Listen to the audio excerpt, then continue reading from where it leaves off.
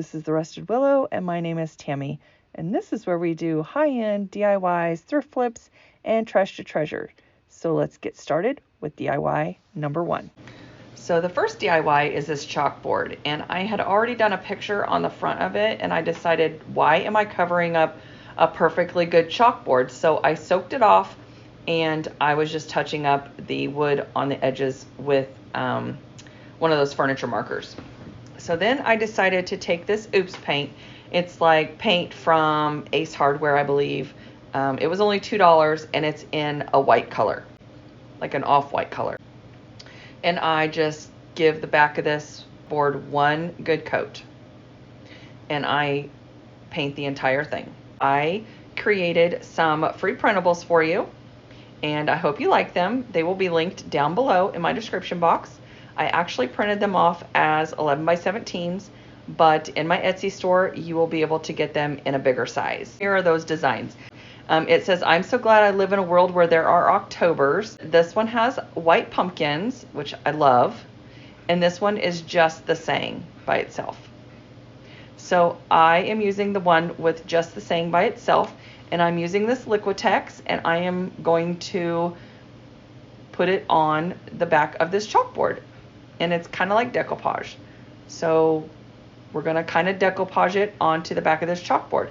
Now I just marked the edges, and I use this Liquitex in place of Mod Podge. Now I know if you watch Deidre over at our Upcycle Life, she always uses Mod Podge. Now I think the trick to that is you have to print it out on a laser printer, which I did print these out on a laser printer. I have an inkjet at home, but to print them out on a laser, I have to pay to get that done. So just keep that in mind. If you want to try to keep the costs down, you have to use a laser printer for the color saturation. I should have learned from my mistakes here. I should have trimmed the edges down right here, or trim them before I actually put the picture in the frame, because the edges did not adhere as well as I would like them to have, but that's okay because it looks vintage and worn and old, and that's what I like about it. So then I let this set overnight, and then actually I let it set over a couple nights because I didn't have time to get back to it. And then once you let that set and it dries, you can just take your fingertips into some water and start rubbing the paper off. And it takes a little bit of practice. You don't want to rub too hard, and you want to make sure that you get all the paper off. So once you get the top layer off, it's just basically rubbing with your fingertips. Be very gentle about it. Try not to rub off your design, because if you get it too wet, you will rub off your design. And here I'm showing you, you can see the difference in the color. So one color is really saturated and one side is cloudy. That means there's still paper on there that needs to be rubbed off. So at this point, it works better if you rub it a little bit dry, like get your fingertips wet and then maybe blot the surface with a paper towel, and then keep rubbing the paper. Now I've got it all cleaned off, and then I just take my Waverly dark wax or antiquing wax, and I rub all over it. I do the frame, the picture, and everything, and I just think that brings it to life. I love it. It looks vintage. It looks like it's worn, like it's been outside for 100 years. Now I also reattached the hangers, but I put one on one corner on one side and one on the other corner on the opposite side, because that way you can hang this sign either direction. So after fall is over with, if you want to use the chalkboard side, then you can either put window clings or a vinyl on there or something, whatever you want, or just use chalk and write a message on there. So I thought it could be double-sided and do double duty. So that way you have a beautiful sign on one side and you can write your own message on the opposite side. Let me know what you guys think. Guys, I want to tell you that this week is What Would You Make? It is hosted by Zana over at OK at Home DIY, and hosted by Connie over at Connie's Creative Creations. those are your two hosts this week, and I am the co-host. I am so thrilled and blessed to be chosen as the co-host, and I appreciate it so much, ladies. I love these ladies, and I want you to please make sure to go over and let them know that Tammy sent you to check them out, and I will have the playlist listed down below in my description box as well as linked in my comments. All right, guys, now this is DIY number 2, and I love this DIY. So first I'm going to show you what I did wrong, and then I'm going to show you how to do this correctly. All right, so first I want to say that I had all these vintage clothespins, which I love, and I put a bunch in my booth, which now I regret. And so with the ones that I have left, I am going to be making this DIY. Now, I have these rub-on transfers from Dollar Tree, of course, and I am using the little numbers. And I am going to number these, well, 0 through 8 because 9 stuck to the paper. So I don't know. It's not supposed to stick to that backing paper, but it did.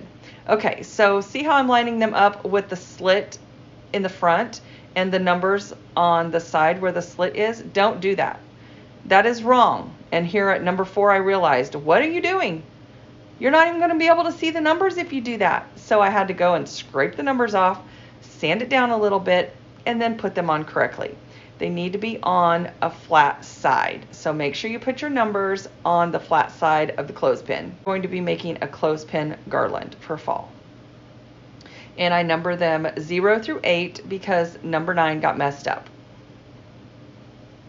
It actually came off the little plastic part and stuck to the paper backing, which I didn't think it was supposed to do that, but it did. So make sure you cut them apart because they are very, very close together. Otherwise, where you don't want it to stick, Murphy's Law tells you it will stick. I'm actually using this little, I don't know what you call that, little needle nose pliers or whatever, to hold them in place because they are so tiny, to help me get them, you know, in the right place. Now I am lining up the heads of these clothespins because they are at different lengths. Some are longer and some are shorter, but I want them to be in the same vicinity of each other, you know, pretty symmetrical as far as the placement goes. That way they don't look crazy. But then I realized it doesn't matter because they're not close together and nobody's going to be able to tell but me. So then I pull out a bunch of twine and I go ahead and burn off the little fuzzies before I get my clothespins on there. I get my little Hippo glue gun ready to go. It's warming up. And then I burn the rest of the twine. And I make this super long because it's going to go on my fireplace and I want to make sure that it reaches around. I have little thumbtacks in the back of it to hold garlands and stuff. And the ones that I get at Hobby Lobby aren't quite long enough, so I always have to add extra twine to make them fit. Okay, so once my glue gun turns green, it is ready to go now. And all I'm doing is I am working to get these kind of spaced out evenly. And I kind of eyeball it to begin with, and then I'm like, okay. I lay them out just to kind of see, okay, that's the spacing. And then I just add a touch of glue on the inside so I can still get these off if I want to. I just want them to hold in place long enough for me to get them hung and add whatever it is I'm going to add to them. So right now I'm going to be adding leaves to these because it's fall, but at Christmas time I could add Christmas cards or I could add family pictures. There's so much you could do with this. I just love this idea. So I had these burlap leaves left over because I used 2 others in a previous DIY. And I like these burlap leaves. I know I have more. I just don't know where they are at the moment because I think they're in my fall tote, which I have not got down yet. So that better be coming up soon because I need to get on it. And then I found this grapevine at Goodwill for $2.99, and the leaves weren't quite flat enough for me. They're all rolled up and stuff like that. And so I got out my little heat press, my mini heat press that HTV Ron sent me, and I am using that. Now, make sure you put some parchment paper down. I didn't, and some of the gold that's on these leaves rubbed off on the bottom of that, which is fine. I can clean it with baking soda, but anyway, just to protect your little heat presses, always use parchment paper. So do as I say, not as I do. Learn from my mistakes, guys. Learn from my mistakes. So after I get all these leaves flattened out and stuck on there, I put it on my fireplace, and you'll get to see that in my final reveal. I love how it turned out. Okay, here's DIY number 3. Now, I found this at a DAV for 89 cents, this little spindle, and then I got this little pincushion at Dollar Tree for $1.25. I thought it was super cute, and I like to sew. So if you know somebody that likes to sew this, if you find a little spindle or something like this, this could be a cute little gift you could make for them. I take some twine and I wrap around there, and I think, oh, that's cute, okay. And then I decide, no, that's not doing it for me. I have to add a little extra because I just wasn't happy. So I used my lighter and I burnt off the little fuzzies. And after I got it done, I was like, oh yeah, that's good. And then I'm like, nope, I don't like that little button there, and I am going to jazz this up more my style because I'm a little over the top and extra, which there's nothing wrong with that, ladies. I add some pearls, and now that's my little jar of junk jewelry. Well, I call it junk jewelry, but it's jewelry that I've picked up over the years at thrift stores and whatnot. So if it catches my eye, I always buy it. And then I have some embroidery thread that was my mother's, and then I take this embroidery thread, there's like every color under the sun in there, and I just weave it through. I weave it through a needle. I thread it through the needle, whatever you call it. I thread it through the needle, and then I put it through the 2 little holes in the button that I chose from my button stash, and then I tie a little bow on it, and I stick it in place of the other little button. And I made it a little more my style, more shabby chic. And then I add these needles that I got from the Dollar Tree. Goodness, words are hard all of a sudden. And look how that turns out. So cute. All right, you gotta admit that was super cute. All right, guys, if you're returning, I want to thank you so much. And if you're new here, please consider subscribing and giving me a thumbs up. It really helps out my channel, and it tells YouTube, hey, people are digging her stuff. We need to push it out more. So I appreciate you guys so much, and I just want to say thank you. All right, on to DIY number 4. Now, this really isn't a DIY. I purchased these 2 items for super cheap from a store that was going out of business, and I purchased them for my booth. I do have a booth at an antique mall, and we are needing a different storage, and I thought, you know what, I love these. So one is a dresser, and one is drawers screwed together for shelving. So I am taking these spindles and I am making feet. I'm just kind of jazzing up these 2 items, and I don't really do anything to the dresser except for paint it white, so they are matching.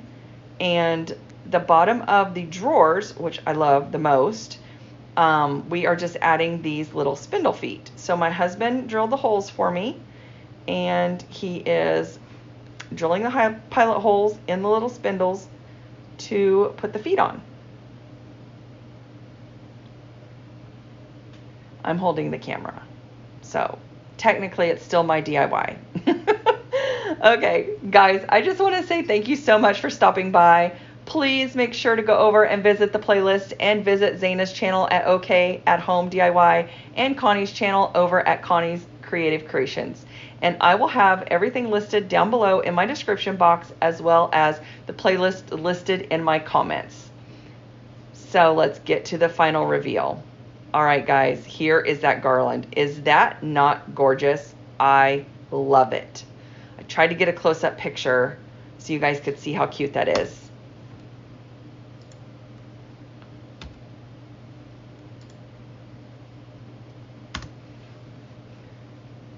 I just love how this turned out. Love it. And here is my picture and my little pincushion. I love how this picture turned out. I love that it's chippy and worn and it looks like it's been hanging outside for 100 years. And I just left the back as a chalkboard. I just wanted to show you it's still a chalkboard. Here is my little pincushion. I think it looks so stinking cute. I love it. All right, so here is the before picture of the drawers screwed together. And here is the after picture. I painted them white. I left the partitions in, but you could take the partitions out of the drawers. They do remove, so you can have one big shelf.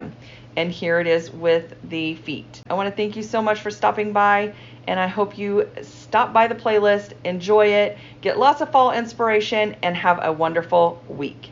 I will see you in the next one.